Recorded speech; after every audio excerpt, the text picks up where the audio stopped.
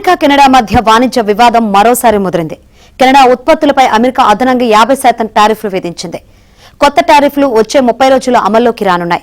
Dairy ఉత్పత్తులు, మద్యం, automobile రంగాలు అమెరికా ఉత్పత్తుల పట్ల కెనడా వివక్ష చూపుతుందనే ఆరోపణల నేపథ్యంలో ఈ నిర్ణయం తీసుకున్నట్లు అమెరికా ప్రభుత్వం వెల్లడించింది. అయితే ట్రంప్ తీసుకున్న ఈ నిర్ణయంపై కెనడా ప్రధాని మార్క్ కార్నీ తీవ్ర ఆగ్రహం వ్యక్తం చేశారు.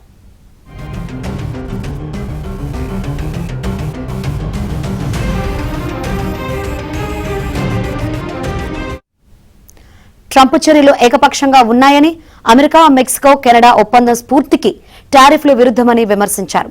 గత 18 నెలలుగా అమెరికా తన వాణిజ్య సంబంధాలను పూర్తిగా మార్చే దిశగా అడుగులు వేస్తుందని మండిపడ్డారు.